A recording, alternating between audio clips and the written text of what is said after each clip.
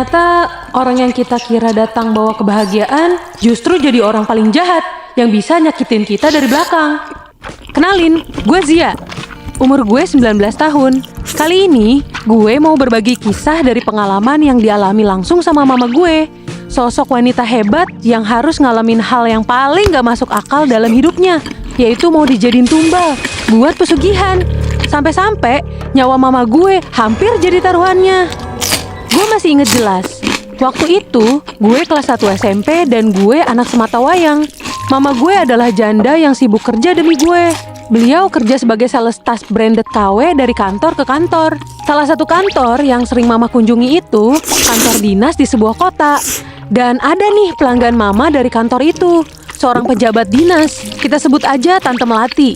Tiba-tiba, Tante Melati ini nanya ke mama, "Bu, kamu ini punya pacar kah?" Dia nanya gitu karena tahu kalau mama sama papa gue udah cerai pas gue masih balita. Dan dia tahu kalau mama seorang janda. Terus mama gue jawab, "Nggak ada, saya mau fokus gedein anak aja sama fokus kerja, nggak ada kepikiran ke sana." Terus Tante Melati bilang ke mama kalau dia punya seseorang yang mau dia kenalin ke mama. Sebut aja dia Doni. Nah, usia Pak Doni sama mama emang nggak begitu jauh. Dan kehidupan si Pak Doni ini lumayan lah, nggak miskin-miskin amat. Dulunya dia kerja di bank ternama dan udah pensiun. Sekarang beralih jadi pengusaha air minum galon. Saat itu, mama masih ragu gitu buat menjalin hubungan baru karena trauma setelah pernikahan sama papa. Singkat cerita, gue lagi belajar sama mama. Tiba-tiba ada telepon masuk ke HP mama. Mama sedikit menjauh tuh pas terima telepon. Dan ternyata yang telepon itu Pak Doni. Samar-samar gue denger Pak Doni nih lagi gombalin mama. Ya mama gue cuman ketawa-ketawa aja. Dan mereka bercanda-bercanda gitu deh. Yah. Pas masih ditelepon, gue denger nada bicaranya kayak intens gitu. Dan gue denger Pak Doni suka sama mama dan dia juga bilang sangat menerima dan seneng kalau mama punya gue. Setelah apa yang gue denger malam itu, mama tuh kayak berubah perspektifnya tentang Pak Doni. Gue ngeliat ada rasa nyaman, perhatian, bahkan harapan baru. Gue pun ikut seneng lihat mama bisa ketawa lagi. Gue pikir mungkin ini saatnya mama dapat kebahagiaan kedua. Bahkan jarang banget ada yang mau nerima janda yang udah punya anak. Bahkan mama sekarang lebih akrab sama Pak Doni dan sering janjian buat ketemu di luar. Singkat cerita, tiba-tiba mama memutuskan untuk menikah sama Pak Doni. Seluruh keluarga besar kaget karena mama dulu pernah bersumpah kalau dia nggak akan menikah lagi sejak cerai. Bahkan nih ya, tanggal pertunangan dan pernikahan mereka udah ditentuin mendadak tanpa rembukan keluarga besar.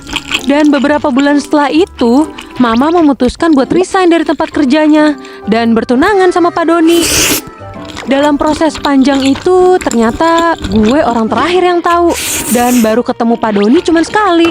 Gue sih nggak masalah. Mungkin karena dulu gue masih SMP, jadi nggak perlu tahu banyak tentang prosesnya. Perawakan Pak Doni ini kayak hitam manis. 11.30 sama Andre Taulani lah ya. Intinya nggak jelek-jelek amat, makanya mama kepincut. Di saat pertama kali kenalan sama Pak Doni, di saat itu juga gue dikenalin sama keluarga besarnya. Dan ternyata langsung di hari itu tunangan. Dan gue baru tahu Pak Doni ternyata udah punya anak cowok 1 dan udah gede, usianya sekitar 28 tahun. Dan udah menikah, punya anak cewek masih kecil usia 6 tahunan. Jadilah Pak Doni tinggal sama anaknya dan cucunya. Gue menyampingkan pikiran negatif dan berharap kalau keluarga Pak Doni memang keluarga baik-baik. Bahkan kalau gue ngelihat menantunya itu kelihatan senang yang berlebihan gitu masa pas mama tunangan. Anak sama menantunya tuh tiba-tiba kayak baik banget dan seneng banget gitu. Mereka kayak berusaha seakrab mungkin sama mama. Gue sih ngerasanya waktu itu sedikit agak aneh. Tapi mungkin gitu cara keluarga ini memperlakukan anggota baru di keluarganya kelak. Nah, saat menghitung hari pernikahan mama sama Pak Doni, hal yang mengerikan terjadi. Cucu cewek Pak Doni meninggal secara tidak lazim. Dia sempat dilarikan ke rumah sakit, tapi sayangnya nggak terselamatkan. Kejadian ini jadi sangat mengagetkan satu keluarga. Bahkan gue sama mama nggak percaya apa yang terjadi. Kok bisa terjadi di luar nalar manusia pada umumnya? Dalam kondisi berduka, pihak keluarga Pak Doni tetap mau lanjutin pernikahan. Gue heran, kok bisa pengen tetap ngelanjutin dalam waktu dekat? Tapi keluarganya berdalih Katanya untuk obat rasa duka atas kematian cucu Pak Doni. Biar nggak terlalu terasa rasa sakitnya. Biar jadi pengalihan dari rasa sakit gitu.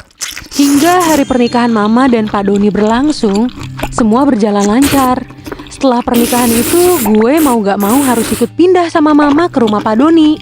Singkat cerita, gue lagi ada di depan rumah Pak Doni. Gue melihat di sekeliling dan sadar kalau rumahnya Pak Doni ini lumayan gede dibanding rumah yang lainnya. Real, rumah ala-ala orkai di sinetron-sinetron gitu. Gak kerasa udah setahun Mama menikah sama Pak Doni. Walaupun rumahnya dibilang nyaman, tapi gue ngerasa ada hal aneh gitu sama perlakuan keluarga ini, terutama Pak Doni. Tiap malam gue lihat Pak Doni keluar rumah sambil bawa satu tempat yang isinya ada kopi, bunga, dan lainnya yang gue gak paham itu apaan. Dia bawa dan taruh di bawah satu pohon mangga deket kolam. Pas gue tanya, itu buat apa Pak? Dia cuma jawab, oh ini tuh buat nangkal hal-hal negatif dari luar aja nak. Ya gue saat itu nganggepnya kayak pamali gitu. Dan gue gak terlalu peduli awalnya. Terus Mama pernah cerita, Mama dapat mimpi yang terus berulang. Dalam mimpi Mama, katanya Mama melihat ada makhluk besar yang coba memangsanya. Awalnya Mama menghiraukan mimpi itu. Lama-lama kok mimpi ini makin sering terjadi dan selalu sama. Mama pun akhirnya cerita ke Pak Doni. Tapi dia bilang kalau itu cuma bunga tidur aja katanya. Pernah suatu malam nih, Pak Doni lagi keluar kota untuk urusan bisnis. Mama lagi nonton TV dan tiba-tiba satu rumah mati lampu. Mama teriak-teriak manggil gue, ngeri gue kenapa-napa. Dan gue disuruh bawa lampu emergensi, juga disuruh buat panggil anak dan menantu Pak Doni yang emang kebetulan serumah. Gue ambil lampu dan panggil kakak tiri gue dan istrinya di depan kamarnya. Tapi berkali-kali gue panggil, gak ada jawaban sama sekali. Gue coba buka pintunya, ternyata gak dikunci. Jadi gue buka sedikit buat mastiin semuanya baik-baik aja. Pas gue buka kamarnya itu, gue ngeliat ada cahaya. Tapi bukan dari lampu atau senter, melainkan dari lilin yang mengelilingi mereka berdua yang lagi duduk bersimpu gitu. Dan yang paling aneh adalah depan mereka itu ada semacam mangkuk, dan di dalam mangkuk itu ada foto tapi nggak jelas itu foto siapa. Mereka juga kayak komat kamit dalam bahasa Jawa kromo halus gitu. Tiba-tiba Mama menghampiri gue, dan Mama juga ngeliat apa yang mereka lakuin di dalam kamar. Entah karena shock atau gimana, tiba-tiba Mama pingsan dan Mama dibawa ke kamar buat istirahat. Pas siuman, Mama bangun dalam keadaan wajah pucat dan lemes banget badannya. Keesokan harinya, Mama pergi ke dokter. Pas diperiksa, dokternya kaget. Ternyata dokter nemuin bekas gigitan-gigitan di sekujur tubuh Mama. Tapi anehnya, dokter bilang kalau Mama kecapean dan disuruh buat banyakin istirahat. Satu persatu kejadian aneh mulai terjadi. Gue pernah lihat Mama muntah darah dan ada belatungnya gitu. Sejak kejadian itu, Mama juga sering pingsan. Padahal dulu kuat banget, jarang sakit. Dan sering juga muncul gigitan-gigitan aneh di sekujur tubuhnya. Sampai Mama dan gue percaya kalau ini bukan masalah medis. Akhirnya Mama panggil orang pinter untuk ruqyah rumah Pak Doni. Walaupun anak sama menantunya Pak Doni gak setuju, tapi Mama nekat buat tetap panggil Pak Ustadz. Pak Ustadz melihat sekeliling rumah, dan beliau percaya banyak jin yang tinggal di rumah ini. Dan apa yang menimpa Mama itu adalah ulah orang terdekat yang sengaja ingin menumbalkan untuk penglaris usahanya Pak Doni. Jelas di situ Mama shock banget dan gak percaya kalau suami dan menantunya bakal tega ngelakuin itu sama dia. Tapi Mama kayak ragu buat percaya sepenuhnya sama Pak Ustadz gitu. Tapi setiap Mama lihat sesajen yang ditaruh sama Pak Doni, Mama bakal buang sampai Pak Doni sadar.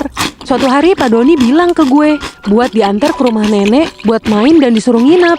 Setelah itu dia pergi dan bilang gak bisa nemenin karena ada kerjaan mendadak. Ya udah tuh, gue gak curiga sama sekali. Terus gue kan mau balik ke rumah besoknya. Mama nahan dan minta gue tetap di rumah nenek, nanti Mama nyusul. Pas sampai di rumah nenek, Mama cerita kalau hari itu alias kemarin gue ke rumah nenek, Pak Doni bius Mama lewat makanan dan minuman. Pas Mama bangun, Mama cuman pakai pakaian dalam dan diikat terbaring di kamar anaknya Pak Doni. Tiba-tiba anaknya, menantunya, dan Pak Doni masuk pakai baju serba hitam dan disusul sama satu wanita lagi. Bawa sebuah mangkuk yang berisi bunga dan darah hewan.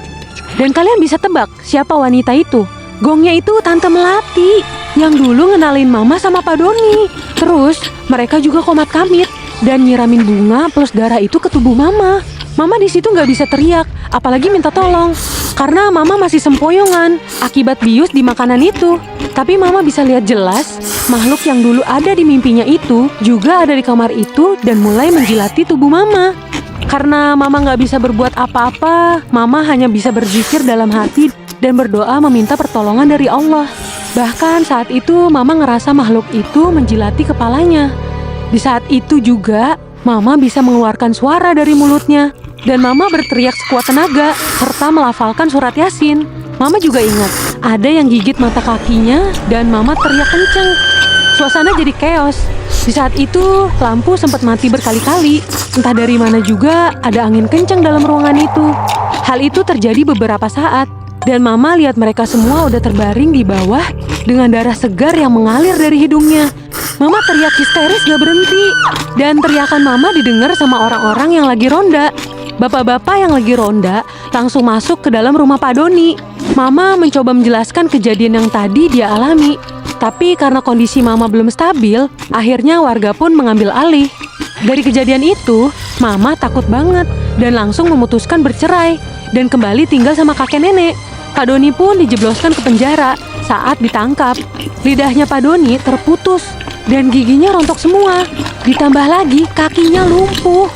Sedangkan Tante Melati kelihatan kayak orang gak sadar gitu. Kayak orang setengah gila. Juga tangannya lumpuh total.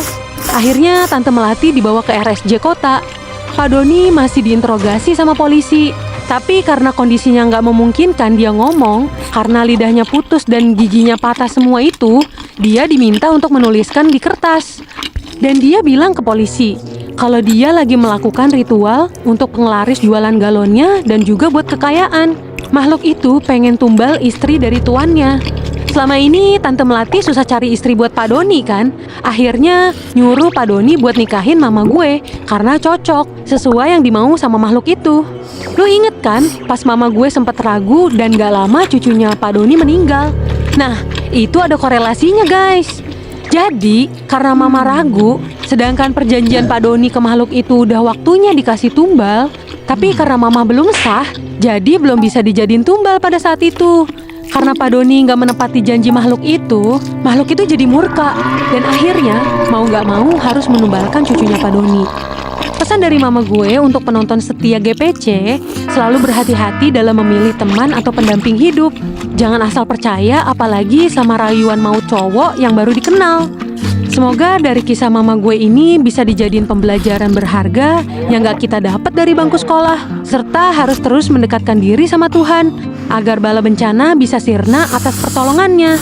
Sampai di sini akhir cerita gue, semoga kalian gak ngalamin kejadian kayak gini ya. Sampai jumpa di video GPC selanjutnya. Bye!